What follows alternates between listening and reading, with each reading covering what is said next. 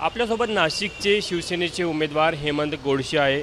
प्रचार शेवटच्या टप्प्यामध्ये आलेला आहे। अशी एक चर्चा आहे की कुठेतरी भुजबळ कुटुंबीय या प्रचारामध्ये सक्रिय नाही। राष्ट्रवादीची जी यंत्रणा आहे ती पाहिजे तशी सक्रिय त्यांनी केल्याचं दिसत नसल्याचा आरोप होत आहे। तुम्हाला काय दिसतं? महायुतीचे सर्वच प्रतिनिधी अतिशय ताकदीने सर्वच जण या ठिकाणी काम करत आहेत आणि मला निश्चित खात्री आहे का उमेदवारीपर्यंत हे सर्व विषय होते इच्छुकांचे, परंतु ज्या दिवशी उमेदवारी जाहीर झाली त्याच्या दुसऱ्या दिवशीपासून सर्वच जण त्या ठिकाणी कामाला लागले। छगन भुजबळ आणि त्यांचं कुटुंबीय किंवा त्यांची यंत्रणा सक्रिय दिसत आहे? हो, 100% सक्रिय दिसते आणि ते निश्चितच प्रचार देखील करत आहेत। मला एक सांगा, असे कोणते मुद्दे आहे की त्या मुद्द्यावर नाशिककर तुम्हाला मतदान करेल असं वाटतं? मला असं वाटतं का नाशिकच्या विकासाच्या मुद्द्यावर ही निवडणूक आहे आणि म्हणून आपण जे काही 10 वर्षामध्ये जी काही कामं केलीत, म्हणजे त्याच्यामध्ये 100 एकरमध्ये इलेक्ट्रिकल टेस्टिंग लॅब असेल, व्हील रिपेअरचा कारखाना असेल, विमान सेवा असेल, उडानपूल असतील, के वाघते जत्रा उडानपूल असेल, सेंट्रल गव्हर्नमेंट हेल्थ स्कीम 26,000 परिवारासाठी वेलनेस सेंटर असेल, त्यानंतर त्र्यंबकेश्वर इथं संत निवृत्तीनाथ महाराज मंदिराचा जीर्णोद्धाराचा विषय असेल,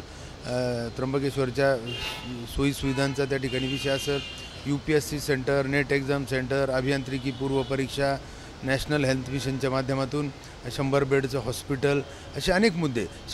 50 एकर मध्ये IT पार्कचं रिझर्वेशन, 200 एकरमध्ये इलेक्ट्रॉनिक्स मॅन्युफॅक्चरिंग क्लस्टरचा प्रस्ताव, defence park, defence innovation hub, Delhi Mumbai industrial corridor, river लिंकिंगचे प्रोजेक्ट्स आणि म्हणून जे काही पश्चिम वाहिन्यांचं पाणी ते देखील अंतिम टप्प्यात आहे। नाशिक पुणे रेल्वे, नाशिकची मेट्रो आहे, म्हणजे सुरत चेन्नई रस्ता आहे, इतके मुद्दे आहेत का आपण बरीचशी त्यातली 50% कामं झालेली आणि उर्वरित 50% कामं हे शेवटच्या टप्प्यामध्ये, आणि म्हणून निश्चितच नाशिककरांना माहिती आहे की विद्यमान खासदार म्हणून आपण काय कामं केली आणि म्हणून ते उर्वरित कामं करण्यासाठी आपल्याला संधी या ठिकाणी। मतदारसंघात काही ग्रामीण विधानसभा क्षेत्र देखील तिथे शेतकऱ्यांचे प्रश्न आहे, कांदा उत्पादक शेतकरी असेल किंवा द्राक्ष उत्पादक शेतकरी असेल। कांद्याच्या संदर्भामध्ये आपल्या संपूर्ण देशभरामध्ये 35 ते 37% कांदा हा आपल्या नाशिकला उत्पादन त्या ठिकाणी होतं आणि म्हणून त्यासाठी निर्णय होत असताना 4 मंत्रालय त्यामध्ये येते। अर्थ खातं येतं, कृषी खातं येतं, वाणिज्य खातं येतं, ग्राहक खातं येतं आणि म्हणून या 4ही मंत्रालयाला काही निर्णय घेताना कदाचित विलंब लागतो, परंतु त्यामुळं हजारो शेतकरी या ठिकाणी होरपळले जात आहे, हे देखील खंताची बाब आहे।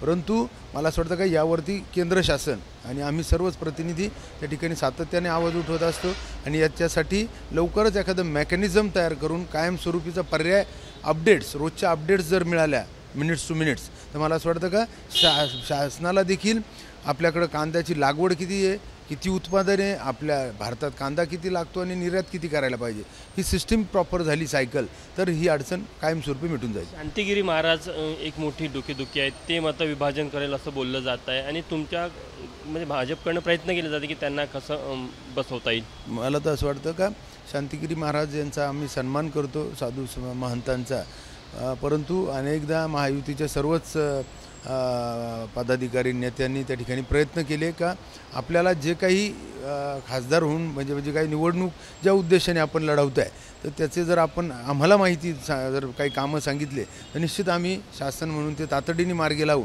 अशा प्रकारची मनधरणी देखील करण्याचा प्रयत्न केला। मला अजून खात्री आहे का आज उद्याचा दिवस आहे, कदाचित ते काही निर्णय घेऊ शकतात। नाही बसले तर एक मतविभाजनाचा धोका आहे? नाही, मला असं वाटतं का नाशिकची जनता सुज्ञ आहे आणि निश्चित ते योग्य व्यक्तीला मतदान करते। आपण बघू शकतो की हेमंत गोडसे होते, त्यांनी सांगितलं की शांतिगिरी महाराज त्यांची मनधरणी करण्याचा प्रयत्न सुरू आहे, आणखी 2 दिवस शिल्लक आहे, त्यामुळे त्यांचे प्रयत्न सुरू राहील।